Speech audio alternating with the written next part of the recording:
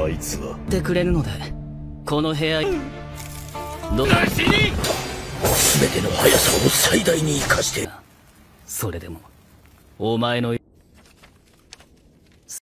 Hai guys, kembali lagi bersama gue. Kali ini gue akan review anime yang berjudul Samurai X 2023. Cerita pun berawal dari seorang kesatria pedang yang berhasil membunuh para bebenguk yang mengganggu di malam yang poek itu. Salah seorang kapten itu berusaha akan mengalahkannya, tapi dia sedang mengidap penyakit bengek. Kemudian, seseorang bernama Kimura Henshin, dia pun dicegat oleh seorang gadis bernama Kaoru. Kaoru menuduhnya karena dia adalah seorang pembunuh. Akan tetapi, Himura tetap saja bilang kalau dia hanyalah seorang Roruni, alias kesatria pedang yang tidak jelas hidupnya entah kemana. Kemudian, Himura Kenshin pun menyadari ada sesuatu aneh dan kejadian di kota tersebut. Sementara itu di sisi lain, tiba-tiba ada seorang bandit dan menyerang Kaoru hingga terluka. Bandit yang besar itu mengaku dia sebagai seorang Batosai. Setelah itu, Himura pun membawa Kaoru dengan menggendongnya sampai membuat Kaoru riweuh. Sesampainya di dojo, Kaoru pun diobati oleh seorang abah bernama Kihei. Dia pun lalu bercerita kepada Himura kalau sebelumnya dia memiliki 10 orang murid dari sekolah dojonya. Akan tetapi, murid tersebut kabur dan lari ngabret sedan-edannya karena ada suatu hal. Siswa tersebut pun kabur karena takut dengan nama Batosai. Lalu pria yang mengaku Hitokiri Batosai itu menggunakan nama aliran sesat yaitu Kamiya Kashin Ryu. Rupanya aliran tersebut adalah aliran tersesat yang membuat alirannya itu ternodai. Singkat waktu saat di kota, kemudian Himura pun ditangkap oleh aparat di sana karena dia adalah seseorang yang melanggar hukum karena membawa pedang tanpa izin. Tapi untungnya dia pun berhasil dilepaskan karena ada desakan dari Kaoru. Setelah itu Kaoru pun mengajaknya untuk tinggal bersama barengan karena sudah menolongnya. Singkat waktu, malam pun poek. Himura pun datang ke sebuah tempat preman. Sementara itu, ada seorang bebenguk dari Kihei yang rupanya anaknya sendiri. Ternyata, Kaoru pun selama ini dibodohi olehnya, karena tempat tersebut akan diambil alih oleh Kihei dan para bebenguknya. Kemudian Kaoru calon bini gue, dia pun dihajar oleh bebenguk yang tinggi itu.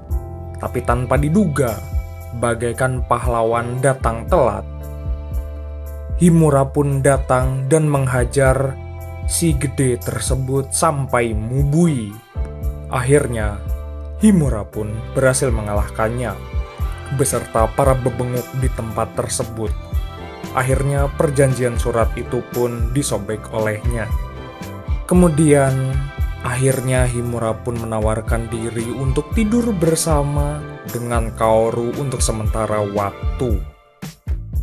Sudah 1 minggu sejak kejadian tersebut, Kaoru pun sambat karena tidak ada satupun murid yang kembali dan mendaftar di sekolah samurai tersebut. Kemudian Kaoru pun mengajak Himura pergi berbelanja. Tapi tiba-tiba di sebuah atas jembatan, Kaoru pun menangkap Yahiko yang mencuri dompet milik Himura. Lalu Yahiko mengakui dirinya adalah keturunan dari samurai Tokyo, namun sayang dia pun Kismin meskipun keturunan seorang samurai, dan dianggap oleh Himura kalau dia masih bocil, apalagi bocil kematian Windah Basudara. Kemudian Himura pun teringat sebuah sesuatu. Kalau seseorang yang sekarang membawa pedang itu tidak ada seseorang yang memperdulikannya, alias paduli bagong. Kemudian tiba-tiba ada seorang jenderal lewat dan menanyakan sebuah tempat di hadapan Kaoru. Kaoru pun menunjukkan jalannya. Rupanya dia adalah si kumis baplang yang sugih. Sementara itu di sisi lain, Yahiko pun ditagih oleh para preman, berandalan dan baragajul karena dia tidak nyetor uang sama sekali. Karena menurut mereka, Yahiko tanpa uang bagaikan tanpa cebok. Sementara itu, Kaoru pun melihat laki-laki di sana sedang lari abret-abretan dan dia pun menanyakan ke salah seorang di sana. Rupanya seorang kepolisian menghukum yang membawa pedang. Memang dasar, apes nggak sekali dua kali. Himura pun ketangkap oleh para polisi di sana. Yahiko kemudian menyadari kalau Himura sedang ditangkap oleh kepolisian. Kemudian datang seorang letnan yang bernama Letnan Ujiki. Dia pun dengan semena-mena ingin menghukum Himura.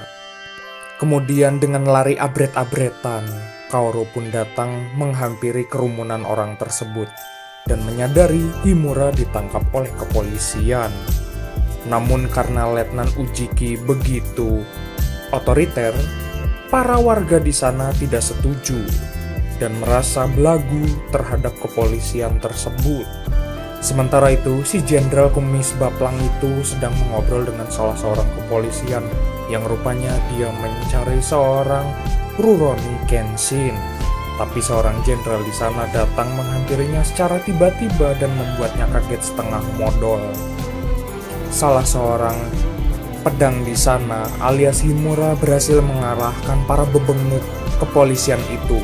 Jelas saja, itu adalah seseorang yang dicari oleh si kumis baplang tersebut. Setelah mengalahkan para polisi dan bebenguk di sana, dia pun dihampiri oleh Kaoru dan dia pun dipuji oleh seluruh warga di sana atas keberaniannya. Kemudian si kumis baplang pun datang menghampirinya. Namun sayang, Himura pun menolak ajakannya untuk bergabung karena dia pun tidak ingin ikut tugas tersebut. Yahiko pun kemudian dihajar oleh para preman tersebut karena tidak membawa uang alias jatah preman. Kaoru yang sedang berjalan itu menyadari kalau ada seseorang sedang dihajar di tempat itu. Kemudian singkat waktu, malam pun poe. Di sebuah tempat, Yahiko pun dihajar oleh para preman dan psikopat di sana. Salah seorang bos di sana juga mengatakan salahnya sendiri karena tidak ngambil duit dari orang lain. Meskipun keturunan samurai tidak ada jaminan untuk hidup sugih dan makmur. Salah seorang bos di sana juga mengatakan kalau dia harus melupakan keturunan samurainya karena tidak membantu sama sekali untuk kehidupannya. Tapi tiba-tiba, beberapa saat kemudian datang Himura ke tempat tersebut dan menolong Yahiko. Salah seorang di sana dibuat mubui olehnya. Lalu Himura pun memintanya untuk menyerahkan bocah tersebut. Tapi sayangnya, para preman di sana tidak mau memberikannya. Lalu terjadilah adu mekanik antara Himura dan para preman di sana. Namun sayang, preman di sana pun kalah dengan lincahnya kekuatan yang dimiliki oleh Himura, yaitu seorang samurai. Setelah itu Yahiko pun dibawa pulang olehnya ke dojo milik Kaoru. Di tengah perjalanan itu, Yahiko pun termehek-mehek dan sedih karena dia begitu tidak berdaya. Sesampainya di dojo milik Kaoru. Himura pun memintanya untuk berlatih dan belajar bersamanya. Akan tetapi, Yahiko tetap mengejek Kaoru sebagai cewek jelek. Waduh, parah sekali. Masa calon bini gue dikatain jelek? Singkat waktu, tiba-tiba banyak orang berdatangan dan penasaran. Tapi sayangnya diusir oleh Himura.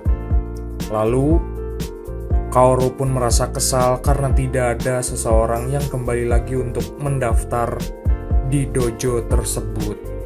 Sementara itu di kota, salah 2 orang dari murid milik Kaoru itu pun lari abret-abretan. Rupanya dia pun karena minum abok sembarangan. Sementara itu, Yahiko merasa tidak ingin berlatih dengan Kaoru. Tapi tiba-tiba kedua bebenguk murid dari Kaoru pun datang. Kedua bebenguk itu pun kemudian berusaha melawan Kaoru. Namun sayangnya mereka berdua kalah sampai 3 leprak. Rupanya beberapa saat kemudian datang. Ternyata mereka adalah geng dari Hashimanji Guren. Seorang bos di sana berusaha akan melawan ke-4 orang itu. Mereka pun kemudian berlindung di dalam dojo tersebut. Dan mereka pun ketar-ketir bagaimana untuk menghadapi mereka semua. Tapi seperti biasa, pahlawan selalu kesiangan. Datanglah Himura menghajar mereka. Dengan kekuatan dan kecepatan mamang selebeu, dia pun berhasil mengalahkan para bebenguk geng di sana. Akhirnya Yahiko sehari-hari berlatih di dojo tersebut. Lalu datanglah Kaoru. Rupanya Kaoru mendapatkan kabar kalau dia menemukan sebuah lukisan yang dibuat oleh abahnya sebagai warisan, dan dia pun akan menjual lukisan tersebut untuk biaya makan hidup sehari-hari. Sementara itu di sebuah restoran ada 3 orang yang abok cap topi oleng sedang ribut satu sama lain terkait politik. Lalu Kaoru dan Himura pun datang ke restoran tersebut. Dia pun disambut oleh seorang pelayan yang bernama Tae. Mereka pun mengambil tempat. Lalu dikatakan oleh Tae kalau mereka bertiga sedang abok dan oleng. Maka dari itu hiraukan saja. Tapi tiba-tiba salah seorang di sana ngebaledok sebuah gelas ke kepala Himura. Hal itu membuat Yahiko marah besar. Kemudian Sagara pun memintanya untuk berduel. Kemudian mereka bertiga pun keluar dari kedai tersebut. Sagara kemudian menyiapkan diri untuk berduel dengan salah seorang di sana yang terlibat abok cap topi sengklek. Namun sayangnya dengan senjata cucuk lauk, salah seorang di sana yang mabok itu tidak berhasil mengalahkan Sagara. Sagara pun menganggap kalau mereka benar-benar cupu. Setelah itu Sagara pun datang menghampiri Himura dan dia pun memintanya untuk suatu saat bisa berduel. Dia pun tinggal di sebuah tempat di kota lain yang berseberangan dengan kota tersebut. Singkat waktu, malam pun poek. Sagara ternyata adalah bebenguk dari Kihei. Kemudian singkat waktu, Sagara pun pergi ke sebuah tempat bersama para bebenguknya. Dia pun lalu datang ke dojo milik Kaoru. Rupanya dia pun mengajaknya untuk menantangnya berduel. Tapi sebelum berduel, dia pun harus mengenal lawan terlebih dahulu. Sementara itu Kihei dan anaknya sedang mendengar percakapan mereka bertiga. Dan rupanya Kihei membawa sebuah pistol kocok. Setelah itu Himura pun memutuskan untuk menerima tantangan berduel dengannya. Tapi mereka berdua pun sadar kalau di belakang ada seseorang yang sedang diam-diam mendengarkan, dan rupanya Kihei dan bebenguknya datang menghampiri mereka. Dan mereka pun menyadari kalau Kihei membawa senjata api alias pistol. Mereka pun kemudian mengajak berduel. Rupanya mereka berduel di sebuah pinggir walungan karena takut dojo milik Kaoru rusak berat.